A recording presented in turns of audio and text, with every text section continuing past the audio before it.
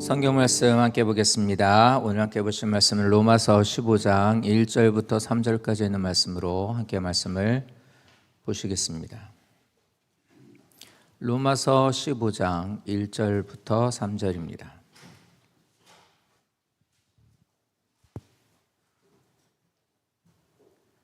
한 절씩 교독합니다. 믿음이 강한 우리는 마땅히 믿음이 약한 자의 약점을 담당하고 자기를 기쁘게 하지 아니할 것이라.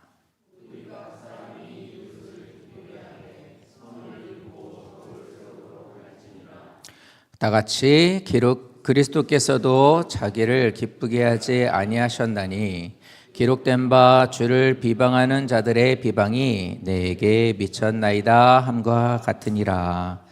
아멘. 오늘 로마서 15장 1절 말씀을 시작하는 말씀이 믿음이 강한 우리는 이라고 시작을 하고 있습니다.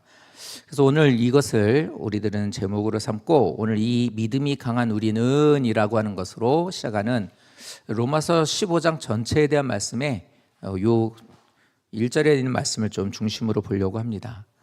로마서는 편지예요.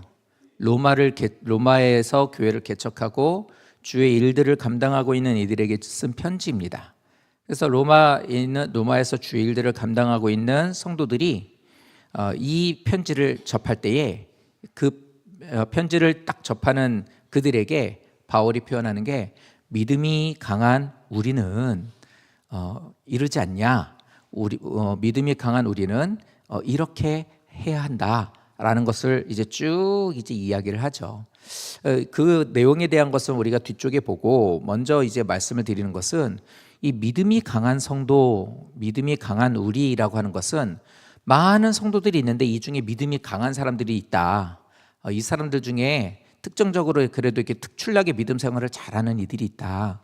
그 몇 사람들에 대해서 그 사람들에게 지금 얘기하고 있는 게 아니라 그게 아니라 모든 함께하고 있는 성도들, 믿음으로 살려고 결심을 하고 나아가지만 때로는 넘어지기도 연약하기도 그리고 또 이렇게 조금 이거 어떻게 해야 되지라고 고민도 하고 또 그것에 대해서 우리 편으로 하면 멘붕이 와가지고 이거 어떻게 해야 될지 모르겠다라고 하는 그런 모든 성도들까지 다, 그런 상태에 있는 모든 성도들까지 다, 모든 성도들에게 하는 말, 믿음이 강한 우리는 이라고 하지만 이 말은 우리 모두 강한 믿음의 소유자가 되어야 됩니다. 아까 되는 거죠.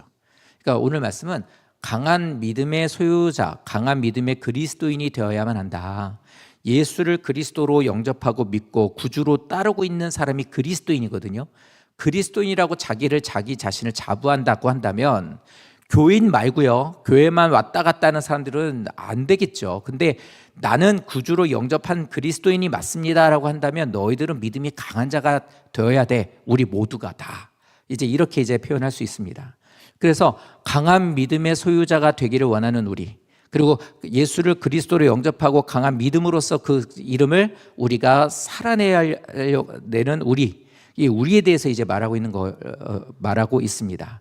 이 강한 믿음을 소유하려면 어떻게 되는지 그거에 대한 것과 방법에 대한 걸 먼저 좀 볼 거예요. 그러니까 이 13장, 14장, 15장 여기에 나오는 이런 말씀들은 우리들의 윤리적인 것을 얘기하는 거예요. 그러니까 우리들이 신앙생활하면서 믿음 생활하고 있는 생활 속에서 우리들이 살고 있는 우리들이 어떻게 살아야 되는지, 그게 어떤 모습이 옳은지에 대한 것을 우리에게 알려주고 있습니다.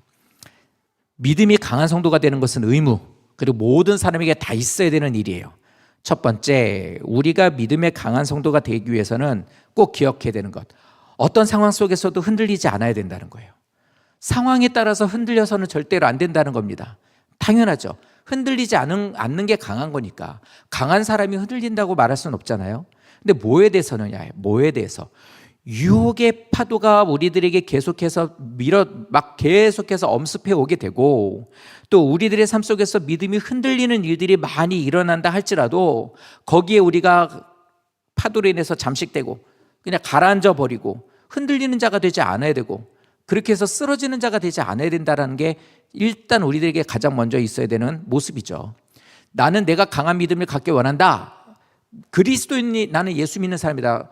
하나님을 믿고 예수를 구주로 영접하여서 그 길을 걷는 사람이다라는 것을 확실하게 아멘으로서 스스로가 자문을 하셨을 때 나는 그런 사람이다, 그런 사람이 되기를 원한다라고 한다면 첫 번째는 이거예요. 유혹이 흔들리지 않아야 된다. 어떤 유혹에도 흔들리지 않아야 된다라고 우리에게 말하고 있습니다. 근데 이 말은 많은 그리스도인들이 그렇게 생각을 해요. 나는요 법당에 가가지고 저는 손을 모고 합장하고 고개를 조아리지 않습니다. 왜요? 나는 그리스도인이니까요. 저는요 주일 성수를 절대로 빼먹지 않고 하려고 합니다. 왜요? 나는 그리스도인이니까요. 이런 거에 대해서는 많은 성도들이 이제 알죠. 그러니까 우리로 말하면 까만색은 죄다 라는 것을 알고 까만색은 피하려고 하는 것을 대부분은 다 인식하고 알고 있어요. 그런데 문제가 되는 것은 강한 믿음의 소유자가 되는 것은 그것은 아주 기본적인 것이지만 우리들에 있어서 놓치고 있는 부분이 뭐냐면 작은 유혹이에요. 작은 유혹과 눈앞에 있는 이득에 대한 것에 너무 쉽게 무너진다는 게 문제가 돼요. 강한 믿음을 소유하지 못하는 것은 눈앞에 있는 이득과 잦은 작은 우리들에게 있는 그 유혹들에 대한 것을 그냥 아무것도 아닌 것으로 생각하는 거예요.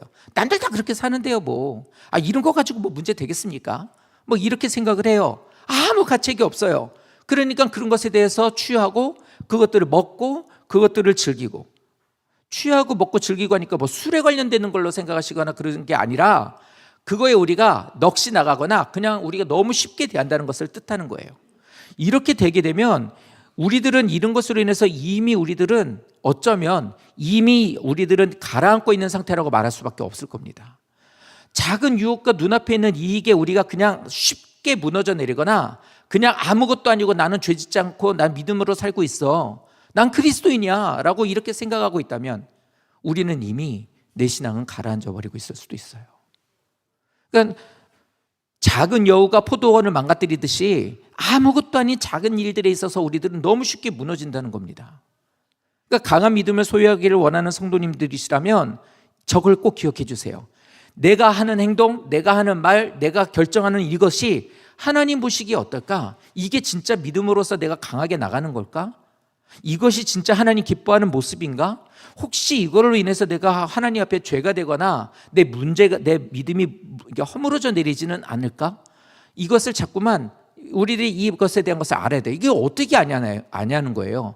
이거를 각자의 기준이 다 다른데 어떻게 아냐고요. 다 자신의 가치관을 갖고 사는데 자기 잘난 대로 자기 개똥 철학을 가지고 자기가 갖고 있는 성경에 대한 어느 일부에 대한 것을 가지고 그것을 가지고 모든 것들을 다 그 잣대로 갖다 대요. 그 많은 사람들이 그걸로 인해서 상처받거나 그리스도인인데 왜 저러지? 라고 하는 생각이 있어도 자기 자신은 너무나 거기에서 다 떳떳한 거예요. 이렇게 되는 성도가 되지 않을 수 있는 방법, 작은 유혹에 눈앞의 이익에 우리가 그것에 대해서 넘어지지 않을 수 있는 방법은 진리를 알고 그 진리로 인해서 우리가 중심을 잃지 않는 거예요. 말씀에 대한 것을 알고 말씀을 그래서 계속 가르쳐드리고 그것을 연구하고 그것을 우리들이 듣고 자꾸 성도님들에게 성경을 읽히고 그것을 가르쳐드리는 이유는 알아서 삶 속에 있는 그 모든 것에 대해 거짓으로 아니면은 자신의 편법으로 그것으로 인해서 가책 없는 자가 되거나 그걸 무마시키고서 사는 자가 되지 마라. 맛있는 거라고 생각을 하고 먹었는데 불량식품을 잘못 알고 먹는 자가 돼서는 그렇게 돼서는 안 되지 않느냐, 이겁니다. 그러니까 진리를 알고 진리를 내 중심으로 삼는 자가 되셔야만 강한 믿음의 소유자가 될 수 있다고 우리에게 말하고 있는 거예요.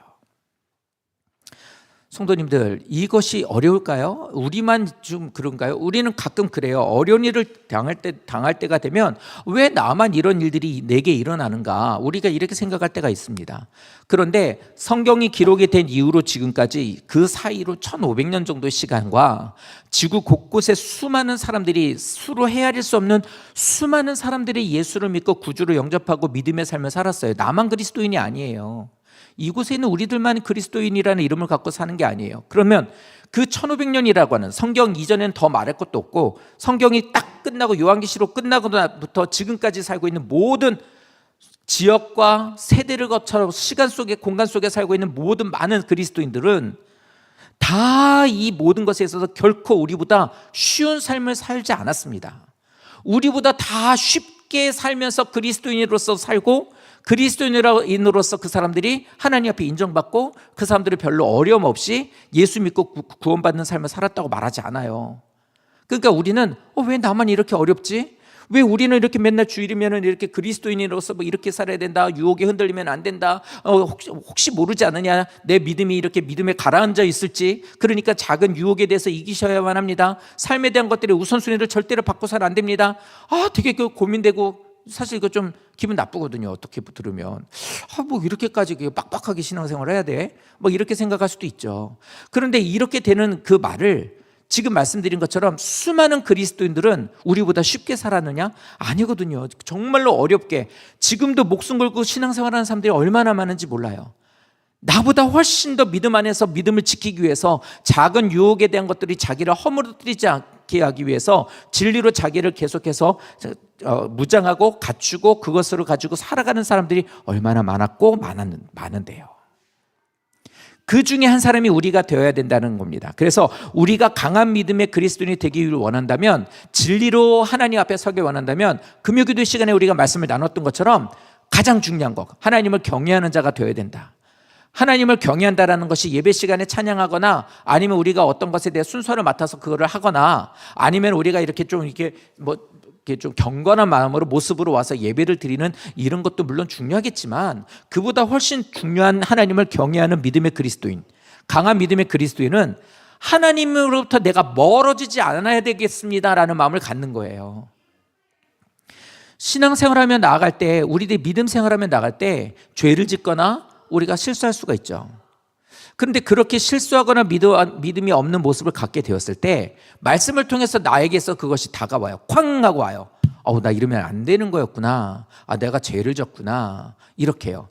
그때 다윗은 어떻게 했었냐면 당신이 그 사람입니다 라고 딱 거기서 지적을 받게 되었을 때, 그 죄에 대한 것에 본인이 그런 죄를 졌다고 했을 때 하나님 죄송합니다, 하나님 용서해 주십시오 이러면서 회개를 하죠. 그리고 하나님이 그에게 있어서 너 이런 거에 대한 것에 대한 죄값은 이거 치러야 돼 이렇게 얘기하죠. 알겠습니다, 괜찮습니다. 근데 그에게 있어서 절대적으로 중요한 게 있었는데 그게 뭐였냐면 성령님, 하나님이 내게서 떠나가는 것만큼은 하지 말아주세요 였어요.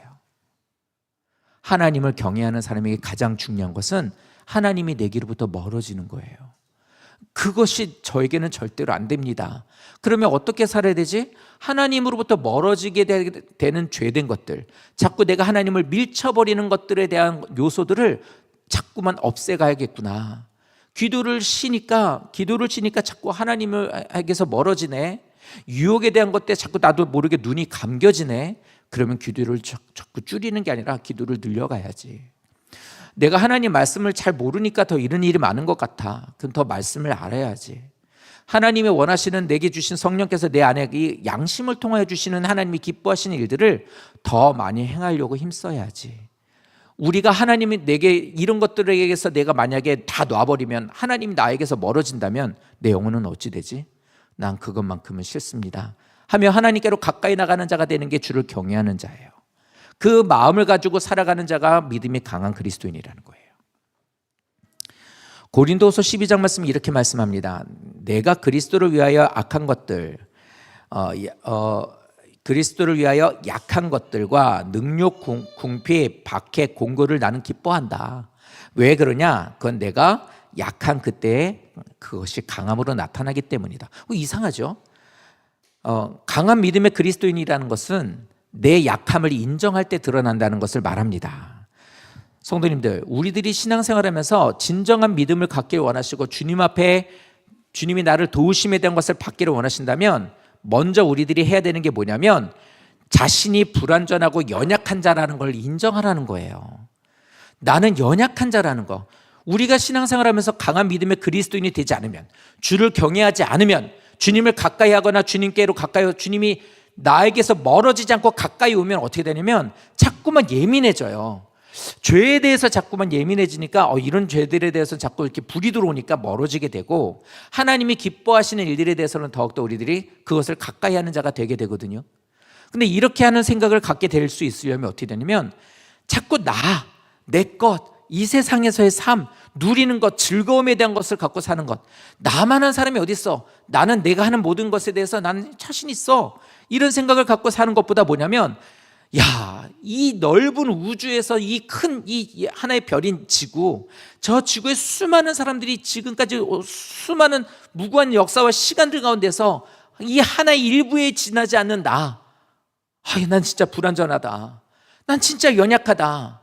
우리가 근본적으로 하나님에 의해서 창조된 피조물이라는 것을 먼저 인정하시고요, 내 삶 속에 있어서 내가 지금은 건강하고 돈도 있고 힘도 있고 지식도 있고 뭔가 나는 뭘 할 수 있는 것 같다고 생각하지만, 저렇게 보여지게 되는 모든 인류, 모든 우주 공간 가운데서 아무것도 아니고 아주 전무로도 찍어도 찍히지도 않을 만한 나의 연약한 모습, 아무것도 아닌 나에 대한 것을 나는 인정하라는 겁니다.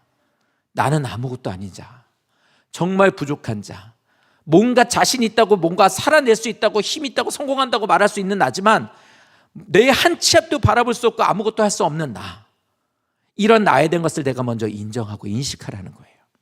그 인식하게 됐을 때 그 다음에 따라오는 게 뭐냐면, 하나님 도와주세요가 되는 거예요. 자비와 하나님의 긍휼하심을 구하는 사람이 되게 되는 겁니다. 그러니까 진짜 겸손한 사람은 뭐냐면, 자기가 연약하다고 인정하는 사람이에요. 나의 연약함을 그냥 연약하다 따라하세요, 연약해요 이렇게 해서 연약함을 아는 게 아니라, 인생을 살면서도 그거 느끼지 않으십니까? 진짜로 제대로 된 신앙인이라면 인생을 살면 시간이 흐를수록 이 인생은 진짜 내 마음대로 안 된다는 걸 느껴요. 쉽게 사라지지 않는다는 것을 알아요. 그러니까 그만큼 나는 너무 연약하다는 걸 안단 말이에요. 세월이 갈수록 그래요. 학생들, 유초등부에도 학생들 같은 경우 보십시오. 쟤네는 거치는 거 없어요. 왜요?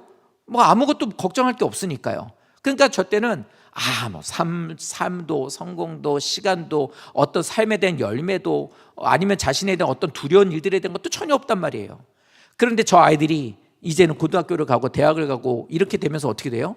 이제는 취업돼야 되고 돈도 벌어야 되고 거기서 안 잘려야 되고 하면서 또 사람들도 잘 만나야 되고 결혼도 잘해야 되고 하면서 애도 낳아야 되고, 애 낳으면 이것도 내 마음대로 잘 키우지도 못하겠고 그것도 어렵고, 이게 클수록 더 지 혼자 태어나고 잘 살고 있는 것처럼 생각하니까 그것도 또 뜻대로 안 되고, 이러다 보면 이렇게 삶에 취해서 살고 막 열심히 매진하다 보니까 나는 건강에 대한 것을 놓치고 있었고, 또 환경에 대한 것도 내 뜻대로 안 되고. 그러니까 인간은 살아가면 살아갈수록 뭐냐면 그거예요. 나는 연약하구나, 난 안 되는구나.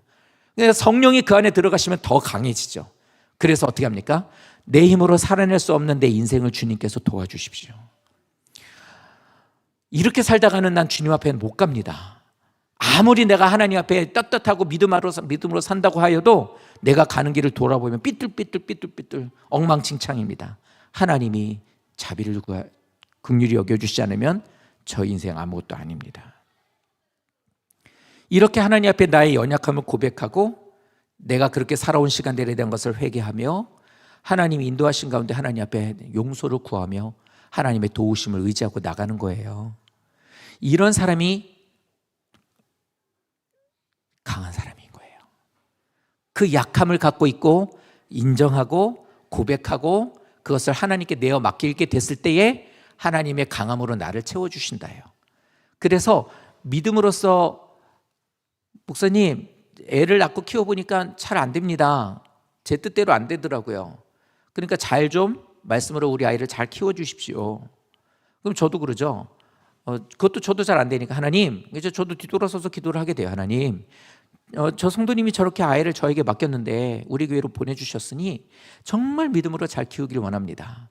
저 아이가 정말 하나님이 기뻐하시는 자가 되기를 원합니다. 그런데 우리 할 수 있는 게 없습니다. 도와주십시오.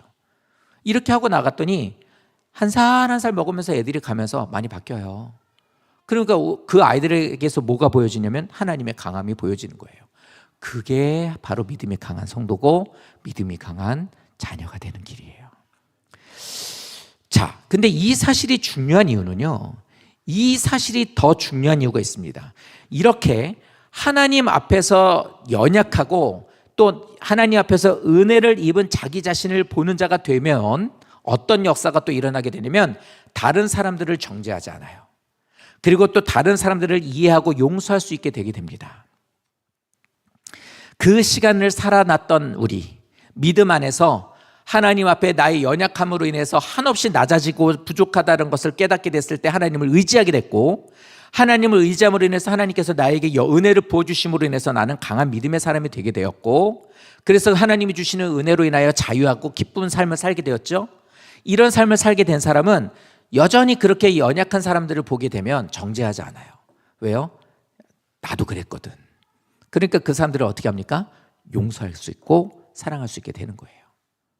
우리는 학창시절을 지냈어요. 학창시절을 지냈는데 아이가 초등학교 때는 그렇게 그냥 즐겁게 살았고, 저도 그랬거든요. 야, 공부는 중학교 2학년 때부터 하면 돼. 놀아. 그냥 실컷 놀아. 괜찮아. 뭐 이렇게 했었어요. 근데 이렇게 하다가 이렇게 애가 이제 중학교 가면서 이제 공부도 하게 되고 이렇게 하면서 시험을 보면 이제 시험이 정말 열심히 공부를 하는데 내가 원하는 만큼 성적이 안 나오면 조금 시무룩해지죠. 그럼 이제 그거에 대해서 우리는 어떻게 합니까? 나도 그렇게 해봤고 그런 경험을 해봤으니까 힘들지? 괜찮아. 그래도 열심히 했잖아. 또 다음에 열심히 하면 되지. 그리고 토닥여주고 위로해 주는 거예요. 그 시절을 지냈던 사람은 이렇게 하셔야 됩니다. 이게 맞는 거예요. 야, 넌 그거밖에 못해? 더 해야지. 그래가지고 성공하겠어? 이러면서 나는 말이야 이렇게 나가는 부모가 되면 안 돼요. 그거는 은혜를 모르는 사람이에요.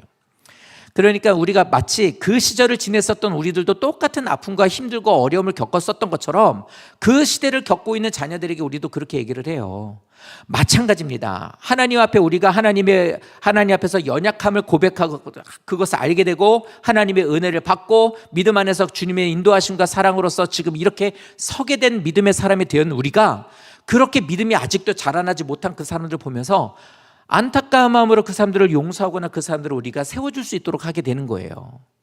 그래서 오늘은 그림이 좀 많아요. 왜냐하면 이해를 좀 돕게 하기 위해서입니다. 사실은 성경은 이해로 되는 건 아니지만 믿음이 없으신 분들과 그리고 또 졸리고 다른 것에 대해서 집중하시는 분들이 그림이 있으면 좀 낫거든요. 그래서 좀 오늘은 그림을 좀 많이 넣고 좀 이것에 좀 했습니다. 그러니 한번 보시면 이런 것에 대한 것을 먼저 내가 알고 있으면 바로 그 다음에 있는 그 사람들을 보듬어 줄 수 있는 거예요. 직분에서도 그렇고 교회 생활도 그렇고 그렇습니다. 성도님들, 자신이 겪은 연약함을 그 사람에게서 발견하기 때문에 나도 연약했었던 그 모습이 그 사람들에게 있기 때문에 우리는 그 사람의 그 아픔을 함부로 말하지 않아요. 그리고 오히려 그 사람들을 더 사랑하고 용서하고 위로해주고 보듬어 줄 수 있는 사람이 되는 겁니다. 이게 진짜 교회예요. 이게 교회예요. 이게 참 감사한 것은 기도할 때마다 이게 설교할 때마다 이게 대표 기도하시는 분하고 저하고 이렇게 입을 맞춰가지고 이런 내용으로 설교할 거니 이렇게 기도하세요라고 하지 않아요. 근데 가끔 보면은 기도하는 것과 설교가 내용이 같은 경우가 많죠. 그럼 참 감사해요. 오늘도 마찬가지예요. 기도하실 때도 그 내용을 얘기했어요. 우리가 원하는 교회가 내가 먼저 믿음에 강한 그리스도인이 되게 됐을 때 연약함으로써 나를 건져주시고 자녀 삼아주시고 집사로 세워주시고 직분자가 되게 도와주시고 지금까지 믿음으로써 하나님께서 살게 해주셨다는 것을 인정하는 자가 되었을 때, 그렇지 않은 성도들이 들어오게 되면 그 사람들을 이렇게 우리들은 그 사람들을 사랑하고 용서하고 세워주고 위로해 줄 수 있는 사람이 되는 그런 교회가 되는, 이게 진짜 교회라는 거예요. 강한 믿음의 그리스도인이 됐을 때 이런 모습이 있어야만 합니다. 꼭 기억해 주십시오. 그래서 오늘 말씀드린 것처럼 쉽게 작은 유혹에 흔들려서는 안 돼요. 타협해서도 안 되고, 이렇게 되게 되면 무너지게 된다는 것. 두 번째는 나의 연약함을 알고 인정하고 하나님 앞에 내어 맡기고 하나님의 긍휼과 자비를 구하는 자가 되라. 그러면은 사람들과의 관계와 교회에서의 관계와 가정에서의 관계가 하나님의 은혜로서 거기에서 기쁨이 넘치는 관계가 이루어지게 된다예요.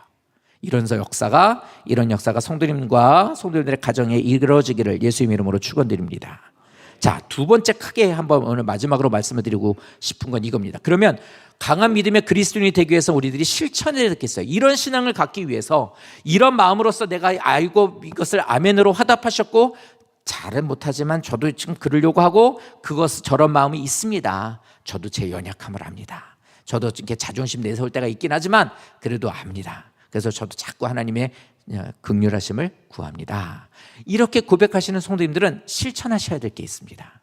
그 첫 번째가 뭐냐면, 하나님을 창조주로 믿으신다면, 저런 전능자이신 것을 성도님들이 믿으신다면 선포되어지는 말씀이 귀에 안 들어와도, 내 경험하고 안 맞아도, 내 생각하고는 좀 틀려도 아닌데 나는 그 조금 유혹 그런 거 좀 힘들긴 하지만 나 그 좀 세상 친구 포기 못 하겠는데, 그래도 돈 중요한데, 우선순위에 있어서 나는 그래도 내 자식들하고 즐기고 놀고 이렇게 사는 거 나 그거 꽤 중요한데, 이런 생각이 들거나 성도님들이 어떤 감정이 이게 맞지 않는다 할지라도, 선포되어지는 말씀이 내게 주신 말씀이 맞지 않다 할지라도, 우리들에게 있어서는 하나님은 전능자이시고 내게 주신 내 모든 것들을 알고 계시고 내 인생을 주관하시는 하나님이신 것을 안다면, 성도님들은 여기에서 그 말씀에 순종하셔야 된다는 거예요.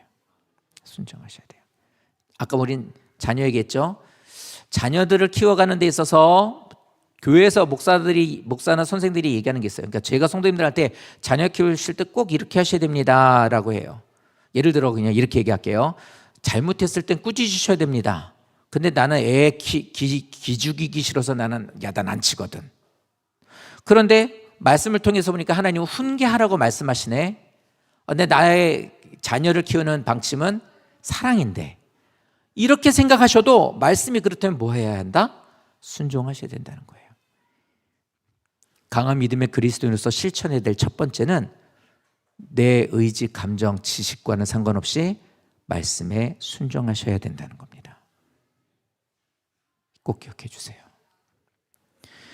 교회를 다니면서 이런 말씀 늘 듣죠? 성도님들 이런 말씀 들어요. 한두 번 들어요. 올해만 벌써 오늘 주보 보면 47번이더라고요. 이제 올해 47번째 주예요. 그러면 거의 설교한 걸 이렇게 쭉 보면 설교 내용이 몇 번 빼고는 다 비슷해요. 순종해라, 회개해라, 믿음으로 살아라, 똑바로 해라, 뭐 이런 거잖아요.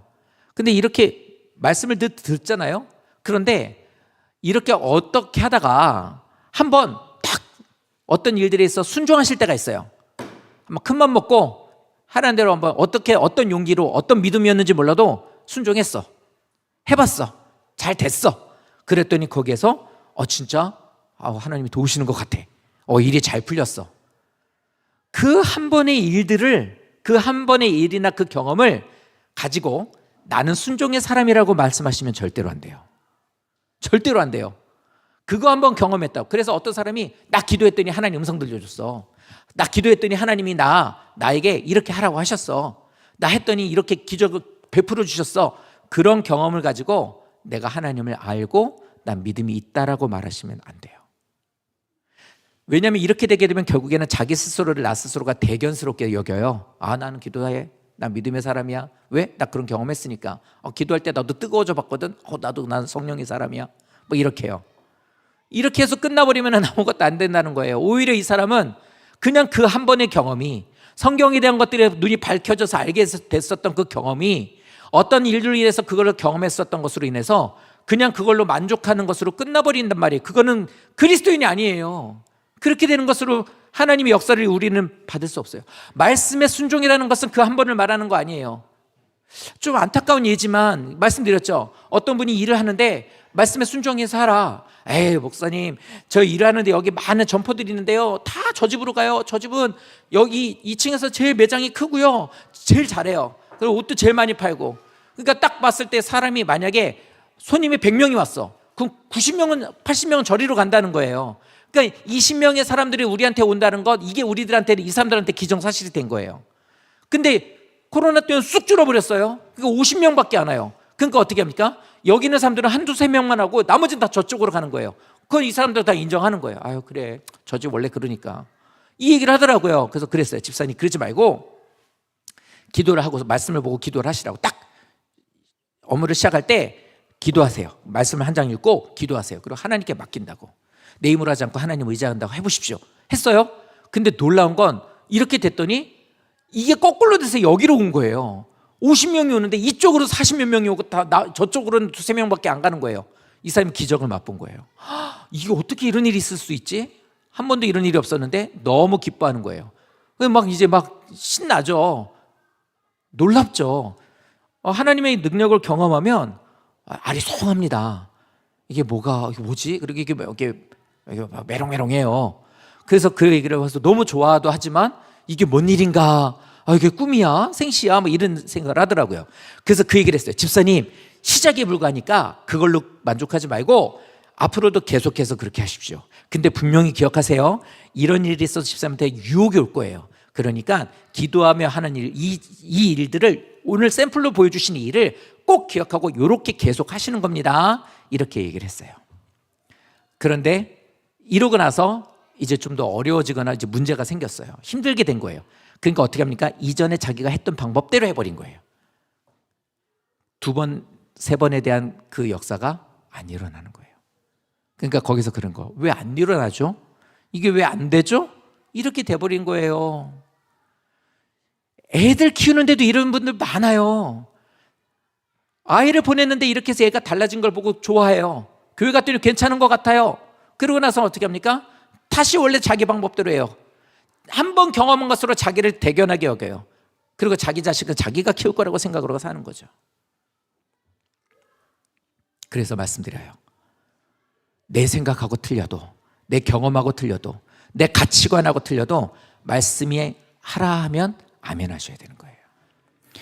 굳이 주를 의지하지 않고 말씀에 그렇게 뭐 이렇게 순종하면서 이렇게 좀 힘들게 살지 않았어도 지금까지 사는데 나는 아무 문제가 없었습니다 라고 생각하시는 분들이 있죠. 이런 분들은요, 이런 말씀 들어도 그냥 가던 길 계속 갑니다. 교회를 가야 되니까, 예배를 드려야 되니까, 신앙생활은 해야 되니까 교회 와서 앉아있지만 맨날 똑같은 소리네 이러고서 그냥 뭐 난 이때까지 그렇게 안 살았어도 나는 문제 없었고 이 정도 사는 것 나는 만족해 라고 하면서 그냥 계속 그냥 순종 없이 가요. 이것도 안 돼요. 그럼 어떻게 되느냐 이겁니다. 내가 하나님 말씀에 순종하잖아요. 나에게, 우리 가정에, 우리 자녀에게 내가 조금 더 하나님 말씀에 순종하면 하나님은 우리 가정을 어떻게 역사하실까? 내가 하는 사업을 어떻게 이끌어 가실까? 나에게 어떤 변화를 주실까? 좀 궁금하거든. 그 기대감을 가지시라는 거예요. 그 기대감. 왜요? 난 아직 그 능선을 넘어보지 않았거든. 그냥 그 안에서만 지금까지 맴돌며 살았거든. 그러니까 그냥 뭐 이렇게 그냥 뭐 그냥 서로 그냥 막 이렇게 그냥 막 서로 그냥 밀고 당기고 이러고 살다가 그냥 이게 어떻게 넘어가서 지금까지 오게 됐어요. 자식하고 싸우고 뭐 어쩌고저쩌고 해도 그래도 그냥 살아가. 그냥 그게 인생이지 뭐. 불순종했다고? 그래가지고 그냥 살았어도 어떻게든 살게 돼. 그냥 사는 거지 뭐. 기대감이 없어버리면 하나님을 의지하고 싶어하는 마음이 없어요. 한번 순종해 볼까? 내 힘으로 해결할 수 없으니 하나님 앞에 맡겨볼까? 이 마음으로 하나님 앞에 순종하는 자가 되는 것. 저 방법을 선택했을 땐 그때 하나님이 역사하는 거예요. 이스라엘 백성들이 40년 동안 광야 생활하면서 가나안 땅에 못 들어갔던 것은 바로 이거였어요. 하나님이 인도하신 가운데 이끌어 가시는 이 모든 일들에 대한 것에, 하나님 인도하심에 대한 것에 그 기대감을 이 사람들은 더 크게 생각하지 못했던 거예요. 그냥 내 시간, 내 인생, 내 자식, 내 하는 일, 내 생활, 이걸로 만족하고 살았던 거예요. 그러면 없어요. 그러면 안 돼요. 그러니까 하나님은 계속해서 우리에게 오늘도 기회로 이 얘기를 하시는 거예요. 내 말에 순종해라. 목사님이 순종하라, 이게 아니에요. 하나님 말씀에 순종하는 자가 되시는 겁니다. 그런데 이런 기대감과 의지함이 없이 그냥 인생의 일을 가다가 보면 강한 믿음의 그리스도인은 나에게는 이게 대상이 안 돼요. 늘 연약해요. 우리는 교회를 3년을 다니면 세례받고 3년이 지나고 나면은 집사를 드릴 수 있는 자격이 되죠. 집사가 돼도 연약한 그리스도인이 되어서 여전히 젖이나 먹고 내 비위를 맞춰주는 교회가 좋은 교회고, 사람들에 대한 것과 전혀 상관없이 좋은 진짜 교회의 모습에 대한 것에 쓰임받는 자가 아니라 오히려 거기에 있어서 쓰임받고 세워져야 되는, 나이를 먹어도 어린아이와 같은 사람으로서 주저앉아 버리면 내가 힘든 거예요. 그러므로 기대감, 하나님이 나를 어떻게 역사하실까에 대한 기대감, 나는 주를 더 의지하겠다라고 하는 그 순종, 이것이 우리들에게 반드시 필요한 것이 첫 번째 실천의 목록이 되겠습니다. 두 번째, 우리가 실천해야 되는 것은 믿음의 순종의 훈련입니다. 말씀 앞에서 나를 부인했잖아요. 난 못해요. 그러니까 교회 일을 시킬 때 저 못해요 이걸 말하는 게 아니라 나는 연약한 자입니다. 해낼 수 있는 능력이 지식이 부족한 자입니다. 나는 건강이 나는 여러 가지로 인하여 나는 정말 모든 것에 있어 정말로 제대로 할 수 있는 게 없는 연약한 자입니다. 마치 떨기나무 앞에 갔을 때 모세가 얘기했던 것처럼 나를 모두 다른 사람 쓰세요. 왜 나 같은 자를 쓰세요? 자기는 이렇게 부족한 거에 대한 것을 말했던 것처럼 우리들도 인생 살면서 내 연약하고 나의 모든 것들을 부인하는 거예요. 나는 못합니다 주님. 저는 연약한 자입니다. 저는 죄가 많습니다. 베드로처럼 주님 나를 떠나십시오. 나는 죄 많은 사람입니다. 이렇게 말했던 것처럼 나 자신을 부인하고요. 주님의 말씀에 나의 삶을 온전히 맡기는 거예요. 나는 할 수 없는데 주님이 한다 하시니 써주시면 할 수 있습니다. 목사가 되는 것도 그랬다고 말씀드리잖아요. 목사 안수 받는데 3년 걸렸어요. 저는 1년에 한 번에 다 그냥 강도사 보시면 다 그냥 목사 줘요. 받겠습니까? 받겠습니다. 그러면 이제 거기서 이제 또 시험 보고 그러고 목사 안수 받는 거예요. 근데 못 받겠는 거예요. 자격이 안 되는 것 같아서. 그래서 부인이었죠. 못합니다. 안 되겠습니다. 근데 이 부인이 좀 다른 부인이었어요. 자신이 없고 자격이 안 된다는 내 기준이었던 거예요. 세월이 흘러서 3년이 아니라 30년이 흐르면 정 목사 될 수 있는 자격이 있을까요? 나 스스로 했을 때 이제는 나 목사 할 수 있을까? 되겠다. 이렇게 될까요? 아니요. 죽을 때까지 해도 난 목사 돼서 자격 없어요. 그럼 어떻게 합니까? 저는 목사가 될 수 있는 자격이 없는 죄인이고 부족한 자입니다. 그런데 주님의 말씀을 의지하겠습니다. 그래서 주님이 해 주십시오. 저 그러면 하겠습니다. 그 마음 갖고 한 거예요. 근데 그러고 나서 목사가 되면 다 되나요? 그럼 지금도 여전히 똑같아요. 지금도 여전히 부족하니까 그냥 말씀 붙잡고 가는 거예요. 그래서 우리에게 하시는 두 번째 실천에 대한 우리에게 말씀하시는 거 뭐냐면 말씀 앞에서 믿음에 대한 순종을 훈련을 하라는 거예요. 계속 믿음의 훈련을 해 나가시라는 겁니다. 이거 없이는 이루어질 수가 없어요. 강한 믿음은 순종하시는 거예요. 계속해서 믿음의 말씀의 훈련에 순종을 해 나가는 겁니다. 현재 성도님들 내 힘으로 해결할 수 없는 일들을 내 인생 가운데 지금 경험하고 계신가요? 내 삶 속에 있어서 내가 지금 일어나고 있는 일들, 내 나이 40에, 내 나이 50에, 내 나이 60에, 내 나이 70에 이거 진짜 안 된다. 안 되는 거 알고 있었지만 이건 진짜로 안 되겠네. 너무 어렵다. 왜 이런 일이 내게 일어나지? 라고 하는 일들이 혹시 있으신가요? 근데 그 이유가 있어요. 그 이유는 여러 가지가 있겠죠. 근데 그 이유 가운데 가장 큰 게 뭐냐면 이거예요. 하나님이 나에게 그 시간이 필요하기 때문에. 그것을 통해서 하나님은 나를 빚어가시는 거예요. 훈련하시는 거거든요. 그러니까 이 방법을 이전부터 계속해서 교회를 다니면서 귀로는 들었는데 이것을 실천하여서 내 삶 속에 순종하여서 내 것이 되지 못했던 거예요. 그러니까 나에게 있어 이런 일들이 어떻게 되냐면 나로 계속 훈련하게 하는 거예요. 또 이런 일이 왔네. 그럼 또 이제 해보는 거예요. 작정해서 기도해볼까? 또 기도해보고 또 일주일 작정했는데 3일밖에 못했어. 그냥 어떻게든 넘어갔어. 근데 또 살다 보니까 또 어려운 일이 오네. 그러니까 또 작정하라고 또 기도를 하게 되는 거예요. 하나님 말씀으로 살아보겠습니다.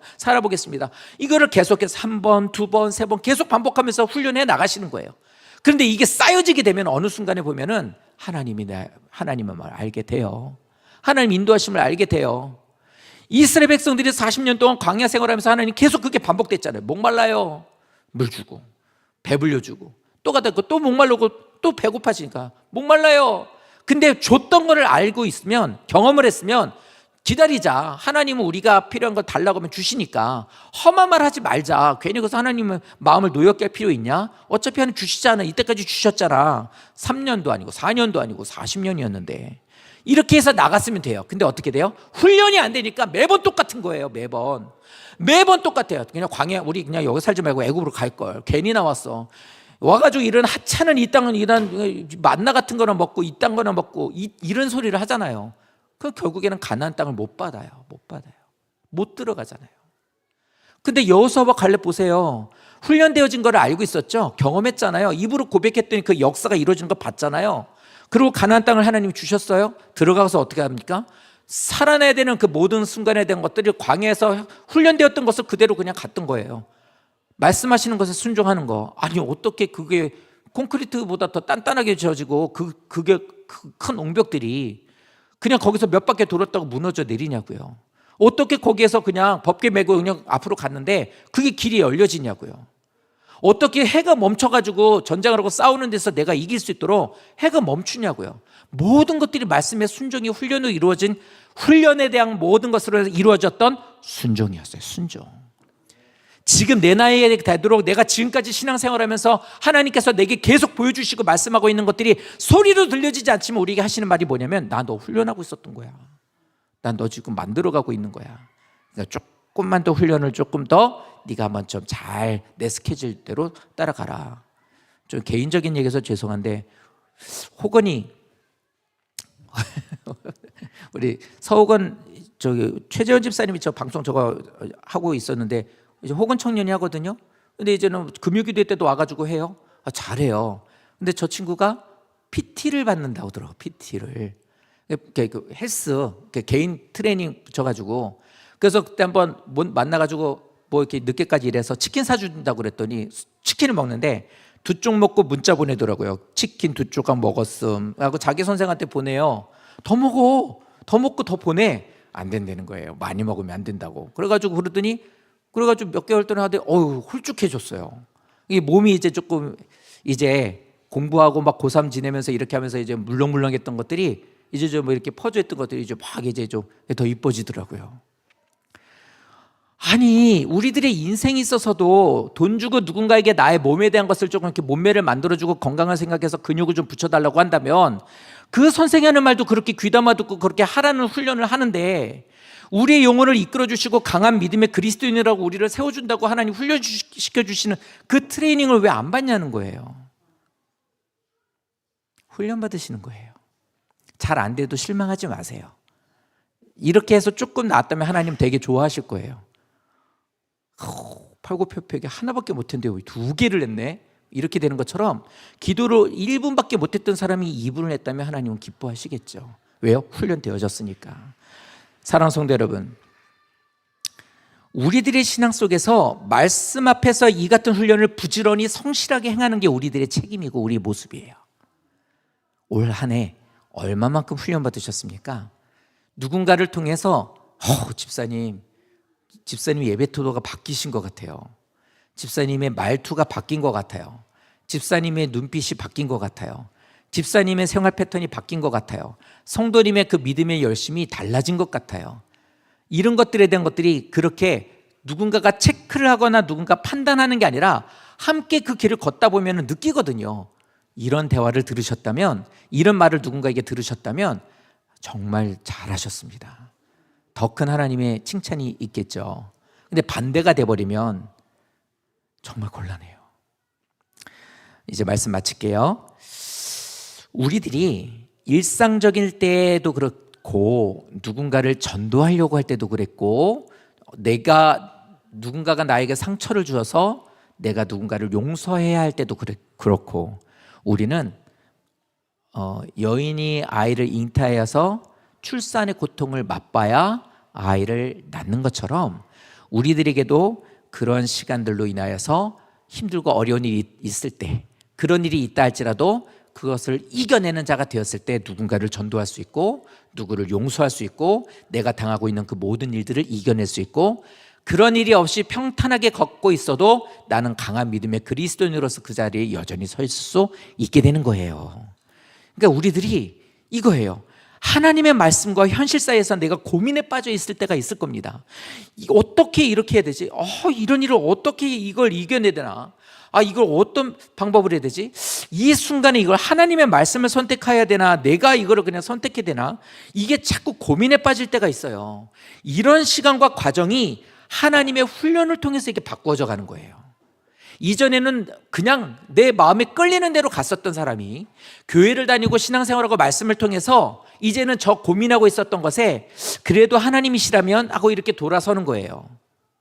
청년들에게 이제 처음에 대학을 들어갈 때 또 대학생활을 즐겁게 할 때 막 그러면서 막 알바하고 막 여행 가고 막 이러면서 이제 애들이 이제 우리 그 주축이 되는 아이들이 이제는 대학 졸업반이 이제 다 돼가요. 그러니까 이제 애들이 뭘 생각하냐면 취업을 생각하더라고요. 취업을 생각하려 했더니 이게 내 적성에 맞나? 이제 이런 거.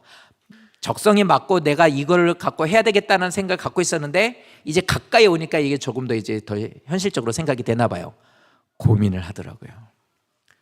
고민을 해요. 고민할 때 이 얘기를 했어요. 이제 다른 친구들도 그렇지만 이제는 이제 영진이 얘기를 하는 건데 교수를 만나서 이제 이런저런 얘기를 하고서 그 진로를 얘기를 할 때 이렇게 하면 되는구나라고 알게 되었는데 이 생각이 들더래요.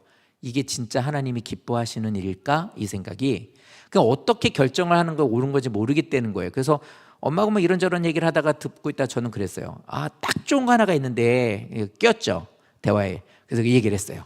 아브라함이 하나님이 인도하고 약속하신 가나안 땅은 보여주지 않았는데 그 가나안 땅을 갈 수 있는 방법을 아브라함은 뭘로 선택했냐면 갈 바를 알지 못하고, 즉 주시는 말씀을 따라갔대.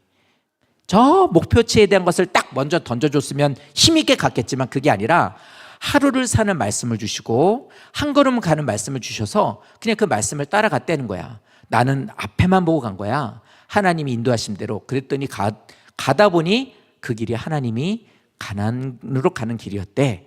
너도 진로가 뭔지 나도 몰라. 그러니 너도 매일매일 하나님과 동행하는 삶을 살아보려. 그랬더니 이제는 알 것 같다. 그러면서 이제 경험이 있으니까요. 고등학교 이제 졸업하는 그 고3 때도 계속 기도하면서 뜻을 구하면서 했으니까 그걸 생각하게 하고 더 기도하고 말씀 따라가겠다는 얘기를 하더라고요. 저보다 나아요. 감사하더라고요. 그렇게만 정말 그렇게 했으면 좋겠습니다. 우리 다원이도 그렇고 우리 서정이 같은 경우는 뭐 걱정 안 해도 되겠죠. 걔는 이미 진로를 결정하고 열심히 하고 있으니까. 뭐 앞으로 시온이도 그렇고 호건이도 그렇고 진섭이도 그렇고 우리 청년들은 교회 우리 안에 있는 아이들은 다 이런 식으로 키워서 가겠죠. 함께 나누면서 기도하면서. 사랑하는 성도 여러분, 이 그림 꼭 기억해 주세요. 하나님의 말씀과 현실 사이에서 고민이 되실 때 내 생각, 내 힘, 내 능력, 그것으로는 저는 할 수 없습니다. 하나님, 주님만이 나의 모든 것들을 이끌어 가실 줄 믿습니다. 저의 이 모든 시간은 정금과 같이 단련하는 시간인 줄로 믿습니다. 목사님, 저는 기도를 잘 못해요 라고 하는 성도님 있어요? 괜찮습니다. 기도를 잘하는 것 못하는 것의 기준은 없습니다. 오히려 기도를 못한다고 해서 주님 저 기도 잘 못하겠는데요 라고 하는 요 한마디 했다면 수많은 소리가 있어도 하나님은 그 소리에 계속 귀 기울이고 있었을 거예요. 뭐라고? 걱정하지 마. 들었어. 네 소리 들었어. 하나님 정확하게 얘기해 주실 거예요. 어린아이가 하는 소리일수록 더 그래요. 저 아이 아빠는 좋아가지고 착 이러고 있지만 저 아이를 보고 아이가 뭐라고 입만 뻐끗하면 그 아이가 뭐라고 말하는지를 되게 귀담아 듣겠죠. 하나님도 그래요. 반드시 강한 신앙인으로서 서는 역사가 있게 되실 겁니다. 지금 이 시간 내게 어떤 것에 대한 하나님 인도하신 가운데 정금과 같이 단련하는 시간이니 고민하지 않고 말씀을 따라가겠습니다. 말씀을 순종하겠습니다. 그것을 하나님께서 하신 훈련을 잘 감당하겠습니다. 이렇게 나가는 자가 되시면 나도 모르는 사이에 강한 믿음의 그리스도인으로서 서시게 되는 역사가 있게 되는 것입니다. 이게 될 때 1절, 2절 말씀이 그때가 되면 이루어지게 되는 거예요. 믿음이 강한 우리는, 로마에서 개척한 믿음이 강한 우리들은 믿음의 삶을 살고 각자의 삶의 터전에서 믿음으로 강한 그리스도인으로서 살고 있는 우리 더비교회 성도들은 하면서 그 다음에 뭐냐면 연약한 자들의 믿음이 약한 자들의 약점을 우리가 그것을 덮어주고 감춰주고 그들을 위로하고 잘하셨어요. 괜찮아요. 힘내세요. 이렇게 하고 이것들이 나를 높이기 위한 것이 아니라 3절에 나오는 말씀처럼 주님처럼 주님을 기쁘시게 하는 게 아니라 하나님의 뜻을 이루기 위하여 하나님을 아버지를 기쁘시게 하기 위하여 십자가를 지신 것처럼 자신이 창조하는 한 피조물들에게 죽임을 당하는 그런 모욕을 당하면서까지도 그 영혼들을 사랑하시고 그들을 위하셨던 것처럼 우리도 이웃을 기쁘게 하고 그 기쁘게 함을 통하여 하나님의 선과 하나님 앞에 덕을 세워나가는 교회가 되는 것입니다. 우리 교회가 그런 교회가 됐으면 좋겠어요. 저 손이 성도님의 손이었으면 좋겠어요. 모였을 때 더비교회라는 이름으로 우리들이 예배를 드리지만 헤어지고 흩어져서 계신 그곳에서는 성도님들의 삶이, 저 손이, 성도님들의 마음이, 말이, 행동이 그곳에서 저렇게 십자가가 드러나는, 주님께서 영광 받으시는, 어느 곳에서이든지 그곳에서 선을 이루시는, 많은 사람들에게 덕을 세우시는, 주님께 영광을 돌리시는 그런 역사가 강한 믿음의 그리스도인이 되시는 성도님들에게 있게 되셨으면 좋겠고, 우리 교회 성도들이 정말 강한 믿음의 그리스도인들이 많아지기를 소원합니다. 그래서 정말 더 많이 믿음의 성장함과 성숙하심을 이루어갔으면 좋겠어요. 올 한 해 우리가 주님 안에서, 주님이 내 안에서 역사하시고 나는 주님을 따라가겠습니다 라는 말씀으로 한 해를 열심히 달려왔고 말씀을 전했어요. 다음 주가 추수감사주일입니다. 추수감사주일이라는 것은 이제 한 해가 다 저물어 간다는 거예요. 한 해를 이제 돌아보면서 성도님들 가운데 정말 감사한 일이 많아요.